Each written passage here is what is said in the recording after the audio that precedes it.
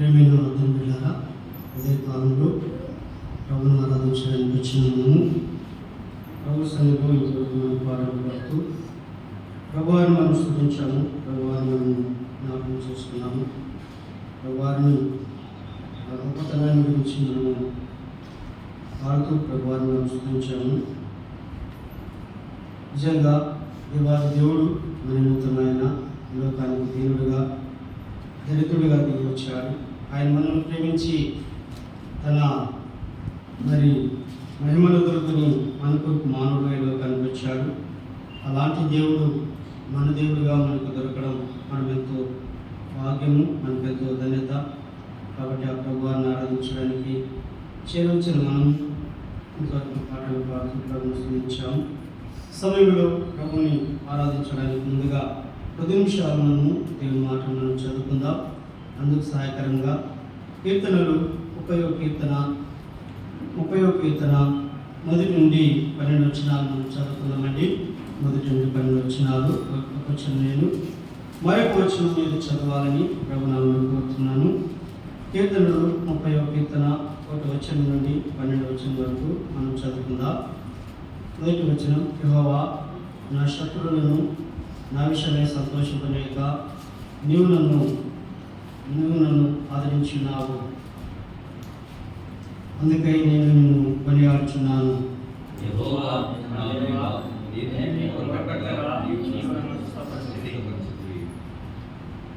మూడవ వచనం: యెహోవా, ఆ తాళములో నుండి నా ప్రాణమును లేవదీసితివి, నేను గోతిలోనికి దిగకుండా నీవు నన్ను బ్రతికించితివి.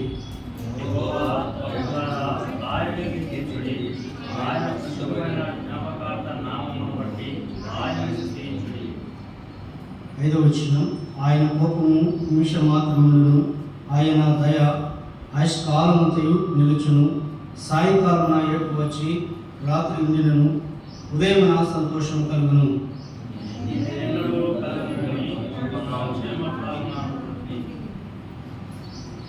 7వ వచనం అండి: యెహోవా దయగలిగి నీవే నా పర్వతమును స్థిరపరిచితివి, నీ ముఖమును నీవు దాచుకున్నప్పుడు నేను కలత చెందితిని.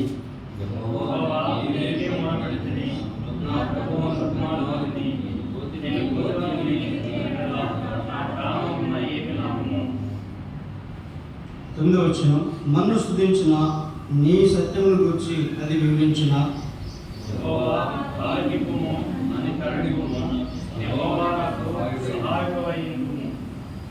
11వ వచనం అండి: నా ప్రాణము మౌనంగా ఉండక నిన్ను కీర్తించినట్లు నా అంగలార్పును నువ్వు నాట్యముగా మార్చి ఉన్నావు.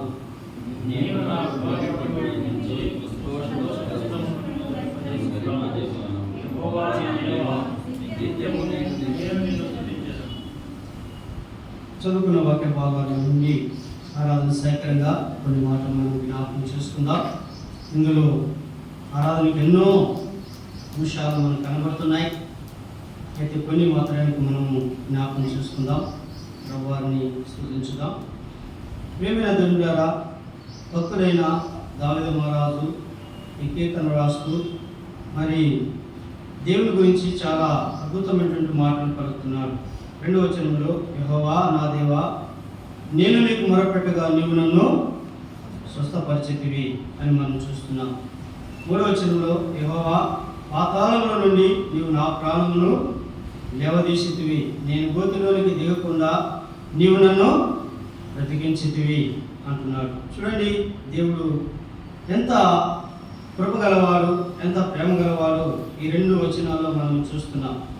అయితే దేవాది దేవుడు ఎంత శ్రేష్ఠుడో అనే మాట 4వ వచనంలో మనం చూస్తున్నాం. యెహోవా భక్తులారా, ఆయనను కీర్తించుడి, ఆయన పరిశుద్ధమైన జ్ఞాపకార్థ నామమును బట్టి ఆయనను స్తుతించుడి అని మనం చూస్తున్నాం.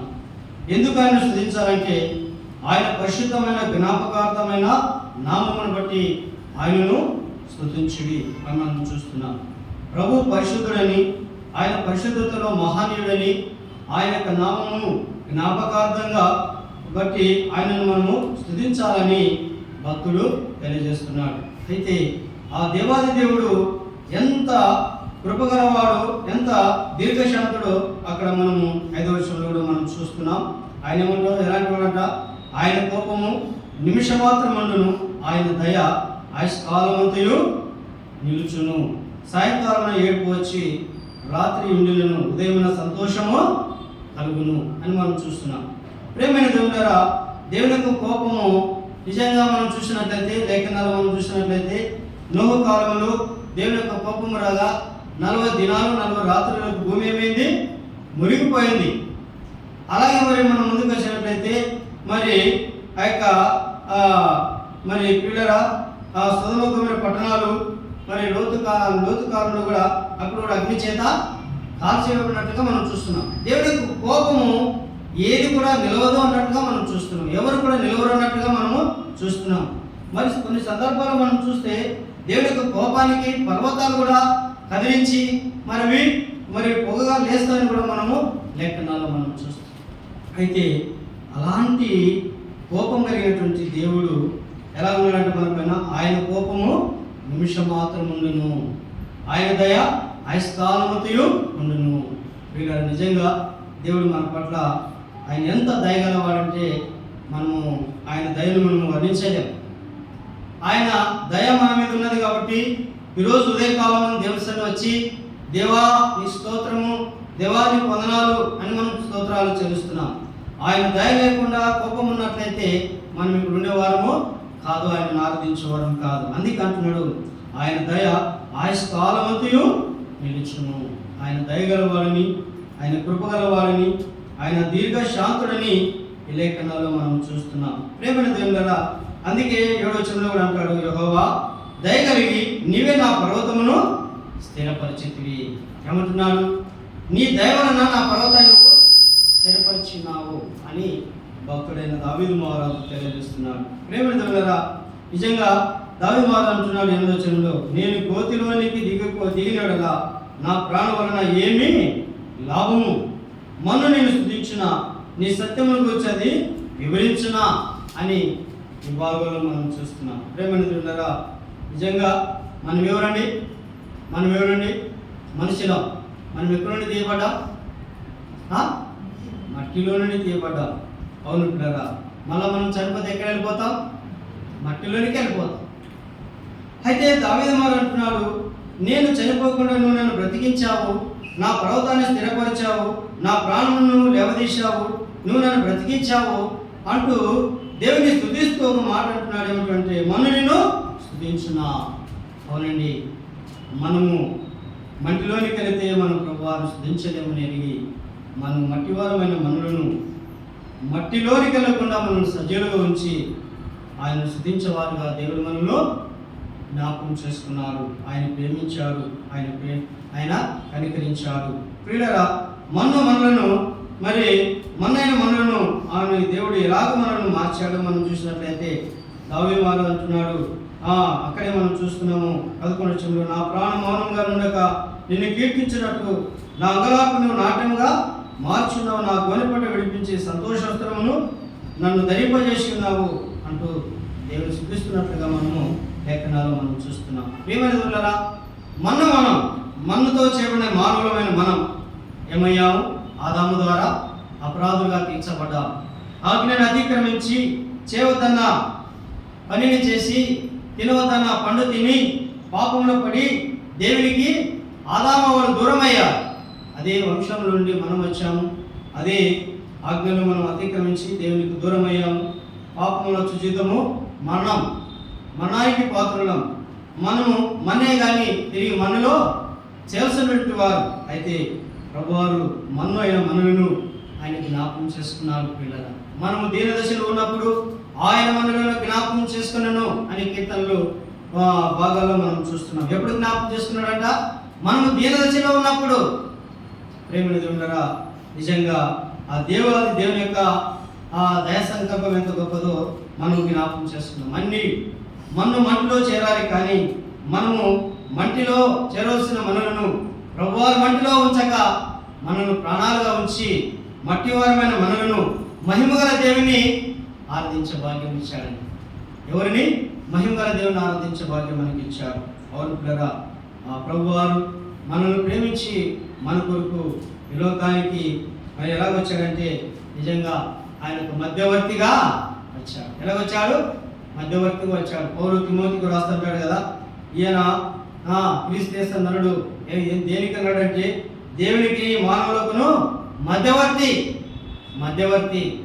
దేనికి మధ్యవర్తి అంటే దేవునికి మానవులకు మధ్యవర్తి. దేనికి మధ్యవర్తి అంటే మన పాపాల కొరకు బలి ఇవ్వడానికి ఆయన మధ్యవర్తిగా నిలిచిన దేవునిగా మనం చూస్తున్నాం. చూడండి ప్రియులారా, నిజంగా ఆ దేవాది దేవుని యొక్క కృప ఎంత గొప్పదో మనం జ్ఞాపకం చేసుకుని, మంటి వారమైన మనలను ఆయన జ్ఞాపకం చేసుకుని, మనలను ఆయన ప్రేమించి ఆయన మన కొరకు మధ్యవర్తిగా నిలిచాడు. ఎందుకు నిలిచారు? మన పాపములకు పరిహారం చెల్లించడానికి, మన పాపములకు కొరకు ఆయన బలి అవ్వడానికి, మన పాపముల కొరకు ఆయన గాయపరచబడ్డానికి, మన పాపముల కొరకు ఆయన రక్తము చిందించడానికి, మన పాపముల కొరకు ఆయన తన ప్రాణము పెట్టడానికి మన కొరకు మధ్యవర్తిగా ఒక గొర్రె పిల్ల వలె బలి అవడానికి ఆయన మధ్యవర్తిగా నిలిచిన దేవునిగా మనం చూస్తున్నాం. ప్రేమ దేవులారా, మన పాపాలను బట్టి మనము అలాగూ కొట్టబడాలి, మనము గాయపరచబడాలి, మనకు మేకులు కొట్టబడాలి, మన తల మీద ముళ్ళ కిరీటం ఉంచబడాలి, మన యొక్క వీపు మీద కొరడా దెబ్బలు కొట్టబడాలి, మన యొక్క చేతుల్లో మేకులు కొట్టబడాలి, మన కాళ్ళ ద్వారా చేసిన పాపాల కొరకై మన కాళ్ళలో మేకులు కొట్టబడాలి. అయితే దేవాది దేవుని ప్రేమ ఎంత గొప్పదో ఒక్కసారి మనం ఆలోచించేద్దాం. ప్రభువుని ఆరాధిస్తున్న మనము, ప్రభువుని స్తుతిస్తున్న మనము, మరి నిజంగా భక్తులు అంటున్నాడు, మన్ను స్తుతించున నీ సత్యముల గురించి అది వివరించునా. చూడండి, మంటి వారమైన మనలను ఆయన ఎంతగా ప్రేమించాడు, ఆయన ఎంతగా మనల్ని జ్ఞాపకం చేస్తున్నాడో ఒక్కసారి ఆలోచన చేసుకుందాం. పేతురు భక్తుడు అంటాడు, మనవుని యొక్క ఆయుష్ గడ్డి పువ్వు లాంటిది అంటాడు. ఎలాంటిదంట? గడ్డి పువ్వు లాంటిది. మనం ఇప్పుడు ఉంటాం, తర్వాత ఉంటామో లేదో గ్యారంటీ లేదు. అలాంటి స్థితిలో ఉన్న మనల్ని ఆయన జ్ఞాపకం చేసుకున్నాడంట. ఎందుకు జ్ఞాపకం చేసుకున్నాడంటే ఆయన సత్యం గురించి వివరించడానికి. పౌరులారా, ఆయన సత్యము, ఆయన న్యాయవంతుడు, ఆయన నీతిమంతుడు, ఆయనలో అసత్యము లేదు, ఆయనలో అన్యాయం లేదు, ఆయనలో ఏ దోషము లేదు, ఆయన నీతిమంతుడు, ఆయన పరిశుద్ధుడు. ఆయనను సత్యమును వివరించడానికి, ఆయన సత్యమును వివరించుటలో అందులో ఆరాధన ఉన్నది. ప్రియులారా, దానియేలు గ్రంథానికి వెళ్ళినట్లయితే దానియేలు దేవుడే దేవుడు, ఆ దేవుడే మహాదేవుడు అని కూడా మనం చూస్తున్నాం కదా. చూడండి, ఆ దేవుడు ఎలాంటి మహాదేవుడు. దానియేలును సింహం బోన్లో వేసినప్పుడు సింహాలు తినేసింటే దేవుని యొక్క సత్యమును ఆ రాజు వివరించేవాడు కాదు. చూడండి, దానియేలును సింహ బోన్ల నుండి దేవుడు కాపాడినప్పుడు దానియేలు దేవుడే మహాదేవుడు, ఆయన ఒక్కడే గొప్ప దేవుడని ఆయన యొక్క సత్యాన్ని బబులోను దేశంలో వివరించినట్లుగా మనము ప్రకటించినట్లుగా మనం చూస్తున్నాం. కాబట్టి ప్రేమగా మనల్ని కూడా దేవుడు ఎందుకు జ్ఞాపకం చేసుకున్నాడంటే ఆయన సత్యమును వివరించడానికి, ఆయన సత్యమును గురించి ఆయనను ఆరాధించడానికి. దేవుడు ఆత్మ కనుక ఆయనను ఆరాధించేవారు ఆత్మతోనూ ఇంకేముందండి సత్యముతోనూ ఆరాధించాలి. పౌరులారా, ఆయన సత్యవంతుడని దేవుని మనం జ్ఞాపకం చేసుకుందాం. అదే కాలంలో ప్రభుని ఆరాధించడానికి చేరొచ్చిన మనము, ఆయన మన కొరకు బలి అయ్యాడు, ఆయన మన కొరకు ప్రాణం పెట్టాడు, ఆయన మన కొరకు రక్తం దాచి తిరిగి లేచాడు. అయితే మనం ఎవరంట? మనం మంటివారం, మనం గొప్పవారం కాదు, మనం జ్ఞానవంతులము కాదు, మనం బలవంతులము కాదు, మనం దేవుని కంటే ఏ విషయంలో శ్రేష్ఠులము కాదు. అందుకే పౌలు ఏమంటున్నాడు, మీరు మీ అపరాధముల చేతను పాపముల చేతను మీరు ఏమైనా ఉంటే మనము చచ్చిన వారం. అంతే, మనము చచ్చిన వారం, దేవుని దృష్టిలో చచ్చిన వారం. దోషాలను బట్టి నేరాలను బట్టి మనం చచ్చినటువంటి వారం, దేవునికి దూరస్తులం. పౌలు ఎఫెసు సంఘానికి రాసిన ఒక మాట అంటాడు, మునుపు దూరస్తులైన మీరు ఇప్పుడు క్రీస్తు యేసు రక్తం ద్వారా సమీపస్తులైన. చూడండి, పాపము దూరం చేసింది క్రీస్తు రక్తం మనను దేవునికి దగ్గరగా చేసింది. ఎంత గొప్ప ధన్యత అండి. ఆ రక్తము కల్వరి శిలువలో ఆయన కార్చాడు. ఆయన రక్తము కొరడాలతో కొట్టబడగా ఆయన రక్తము దేహం నుండి కార్చబడింది. వీళ్ళరా, ఆయన సత్యవంతుడు, ఆయనను ఆరాధించడానికి దేవుడు మనల్ని జ్ఞాపకం చేసుకున్నాడు. అందుకే దావీదు మహారాజు అంటున్నాడు, నా గోనె పట్ట విడిపించి నువ్వు నాకు సంతోష వస్త్రము ధరింపజేసింది. దేవా నేను నీకు కృతజ్ఞతాస్తుతులు చెల్లించాలి. ఇంతకన్నా ఏం కావాలండి? మన నుండి దేవుడు ఏం ఆశించాడు? ఒకటే ఒకటి ఆశించేది, నీవు నన్ను ఆరాధించాలి, నీవు నన్ను జ్ఞాపకం చేసుకోవాలి, నువ్వు నన్ను స్తుతించాలి, నువ్వు నన్ను మహిమపరచాలి. అంతే దేవుడు అండి మనల్ని జ్ఞాపకం చేసుకోవాలి. ఆయన మనల్ని కోలేదు. ఆయన మనల్ని ఎందుకు రక్షించుకున్నాడంటే ఆయనను ఆరాధించేవారు ఉండడానికి, ఆయన స్తుతించేవారు ఉండడానికి దేవుడు మనల్ని జ్ఞాపకం చేసుకున్నాడు, ఆయన రక్షించుకున్నాడు, ఆయన ఏర్పరచుకున్నాడు అనే సత్యాన్ని మనం జ్ఞాపకం చేస్తున్నాం. అందులో దేవుని యొక్క ప్రేమ ఎంత గొప్పదో మనకు జ్ఞాపకం చేస్తుంది. దేవుడు జ్ఞాపకం చేసుకునేంత గొప్పతనం మనలో లేదు. దేవుడు ప్రేమించేంత మనలో ఏ మంచితనము లేదు. పిల్లరా, నిజంగా ఆయన సత్యవంతుడు, ఆయన ప్రేమమయుడు, ఆయన పరిశుద్ధుడు. అలాంటి దేవుడు మనలను జ్ఞాపకం చేసుకున్నాడు. మహిమ కలిగిన దేవుడు మానవులను మనల్ని జ్ఞాపకం చేసుకున్నాడు. మనల్ని జ్ఞాపకం చేసుకుని ఆయన మనుషుడుగా వచ్చాడు. మనుషులందరి కొరకు మరణం అనుభవించాడు. మరణాన్ని నుంచి తిరిగి లేచాడు. చూడండి, ఆయన ఎవరి కొరకు మరణించి తిరిగి లేచాడు? ఎవరి కొరకమా? ఎవరి కొరకు? మన కొరకే. ఎవరి కొరకు ఆయన రక్తం కార్చాడు? మన కొరకే. అయితే మనం ఆరాధించడానికి మన హృదయాలు సిద్ధంగా ఉన్నాయా? ప్రభుని ఆరాధించడానికి మన మనసులు సిద్ధంగా ఉన్నాయా? ప్రభుని ఆరాధించడానికి మన ఆత్మ సిద్ధంగా ఉన్నదా? ఉండాలి, ఉండాలి. నన్ను ఆరాధించేవారు అట్టివారు కావాలని తండ్రి కోరుచున్నాడు. నువ్వు ఆరాధించాలని ఆయన నిన్ను కోరుకొని రక్షించుకున్నాడు. మనం ఆరాధించాలని ఆయన మనల్ని ప్రేమించి మనల్ని ఏర్పరచుకున్నాడు. కాబట్టి ఆ ప్రభువును మనం ఆరాధించాలి. పరలోకంలో దేవదూతలు ఆరాధిస్తున్నారు. అయితే భూలోకంలో మానవులమైన మనము ఆయనను ఆరాధించే భాగ్యం ఇచ్చాడు. దేవదూతలే ఆయనను ఆరాధించాలి, మనం ఆరాధించే అర్హత మనకు లేదు. అయితే ఆయనను ఆరాధించే అర్హత ఆయన కృపను బట్టి, ఆయన ప్రేమను బట్టి క్రీస్తు యేసు బలియాడు ద్వారా మనకి భాగ్యము ధన్యత దొరికింది. నిజంగా మనం ఎంతో ధన్యులము కదా. ఒకసారి జ్ఞాపకం చేసుకున్నాం, ఆ ప్రభు వారి గొప్పతనాన్ని జ్ఞాపకం చేసుకున్నాం, ఆ ప్రభు వారి యొక్క ప్రేమను మనం జ్ఞాపకం చేసుకున్నాం, ఆయన కోపాన్ని మనం జ్ఞాపకం చేసుకున్నాం, ఆయన దయను మనం జ్ఞాపకం చేసుకున్నాం, ఆయన కృపను మనం జ్ఞాపకం చేసుకున్నాం, ఆయన దీర్ఘశాంతాన్ని మనం జ్ఞాపకం చేసుకున్నాం. అదే సమయంలో ఆ ప్రభు మన కొరకు బలి అయిన ఆయన గాయాలను మనం జ్ఞాపకం చేసుకున్నాం. ఆయన మన కొరకు గాయపరచబడుతూ చిందించిన రక్తాన్ని మనం జ్ఞాపకం చేసుకున్నాం. ఆయన శ్రమలను జ్ఞాపకం చేసుకున్నాం. ఆయన మరణాన్ని, ఆయన పునరుద్ధానాన్ని, ఆయన ద్వారా మనకు కలిగిన మేలులను జ్ఞాపకం చేసుకుంటూ ఆ ప్రభువాన్ని ఆరాధించి ఆయన శుభించడం ద్వారా దేవుడి దినాలు దీవించున్నారు.